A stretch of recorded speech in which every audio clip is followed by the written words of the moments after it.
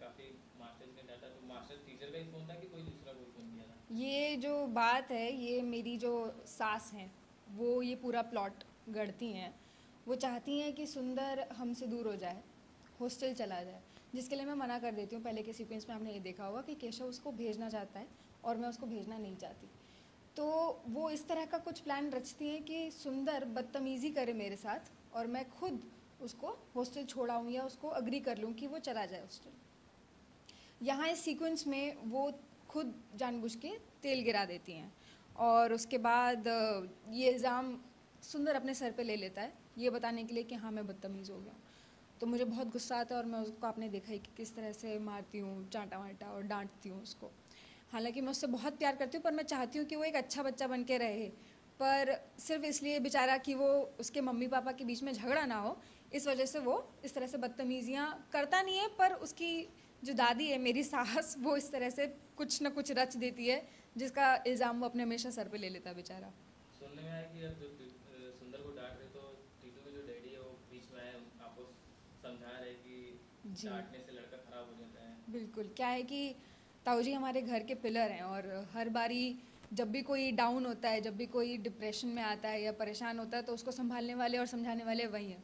तो जैसे ही मैं उसको मारने लगती हूँ, मेरा हाथ रोक लेती हैं मेरी ताई जी और फिर बाद में मुझे ताऊ जी समझाते हैं कि किस तरह से एक माँ का हृदय जो होता है वो एक बच्चे को अच्छी तरह से समझ सकता है। तो डांटने से या किसी बच्चे को मारने से, डटकारने से वो ठीक नहीं होता है।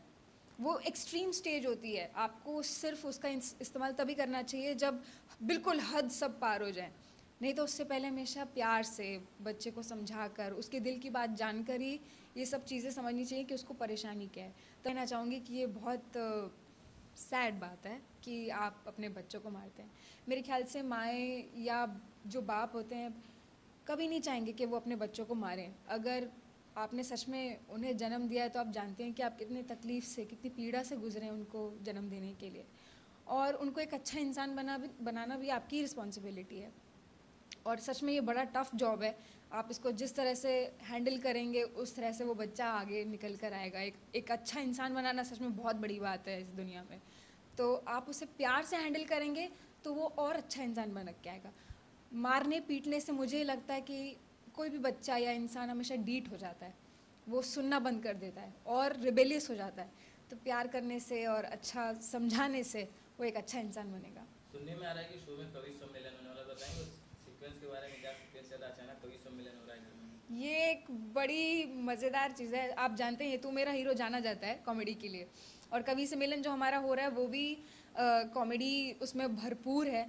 खूब मज़ा आने वाला है। टीटू उसमें आप देख ही रहे हैं किस तरह से हिस्सा ले रहा है, वो धीरे धीरे मदद कर रहा है बुलबुले जी की, और किस तरह से वो ये जानेगा कि उसका अल्टीमेट क्या कहेंगे कि उसकी मंजिल कहाँ है, उसका असली टैलेंट कहाँ छुपा है, आप ये जानेंगे। इस कवि सम्मेलन का असली मतलब ही वही है। अच्छा, टीटू के डैडी ने तो आपको समझा दिया कि बच्चों को मारा ना करें, तो क्या आप उनके इस राय को मतलब अपनाएंगे कि बच्चों अभी सुंदर को, क्या सुंदर भी इसी बातों से मानेगा कि उनको मारेगी? नहीं, मैं चाहती बिल्कुल नहीं हूँ सुंदर को मारना, बहुत प्यारा बच्चा है वो। पर क्या करे, वो ऐसी ऐसी हरकतें कर रहा है जिसको देखकर मैं बड़ी शौक हो रही हूँ। भगवती के लिए खुद भी वो बड़ी हैरत की बात है, चोरी करना या किसी को बड़े को इज्जत ना देना या गलत ऐसे ऊल चलूल बातें करना। तो मैं चाहती तो नहीं हूँ मारना, पर भगवती आफ्टर ऑल एक इंसान है, मेरे ख्याल से वो भी समझ जाएगी कि प्यार की ताकत क्या होती है एक बच्चे को समझाने में।